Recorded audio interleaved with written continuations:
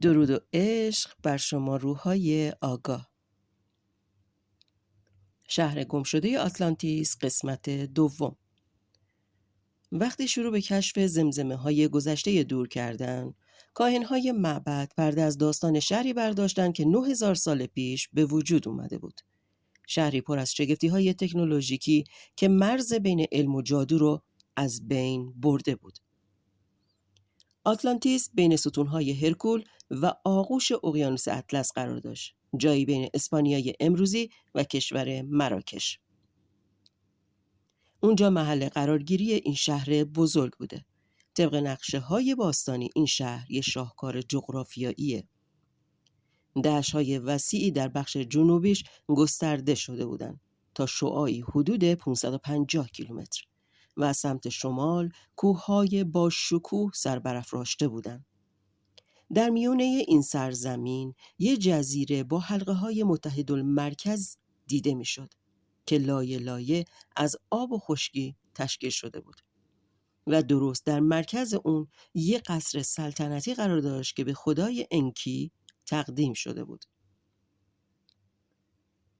آتلانتینی ها که مهندسان نابغه بودند، یه شبکه نوآورانه طراحی کرده بودند.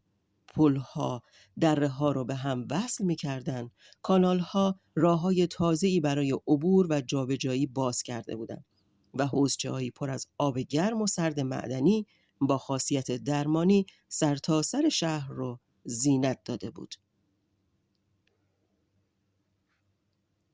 آتلانتیس فقط یه شهر بود، اما مثل همه شهرهای بزرگ و قدرتمند، سرانجامش به سقوط رسید. یه عده از انسان‌ها که اسرار باستانی جهان و نشونه‌های جادویی را از آتلانتیس یاد گرفته بودند، شروع کردن به استفاده از این دانش برای کارهای تاریک. اونا تونستن با موجوداتی از بعدهای دیگه ارتباط بگیرن. ارواح تاریکی که فقط از طریق خون و قربانی وارد دنیای ما میشن. این شیاطین وارد دنیا شدن و توی سایه‌های آتلانتیس خزیدن. اون جادوگرها حتی دست به دستکاری DNA زدن. آدم‌هایی با سر حیوان و حیوان‌هایی با بدن انسان ساختن. برادران تاریکی کاملاً در خدمت شرارت بودند.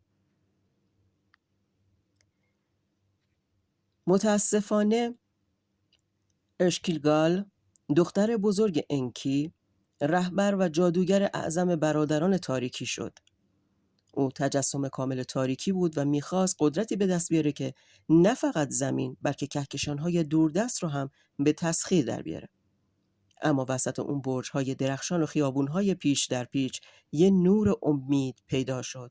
شاهزاده یانا، دختر وسطی انکی. در عشق و نور باشید. فدراسیون کهکشانی نور.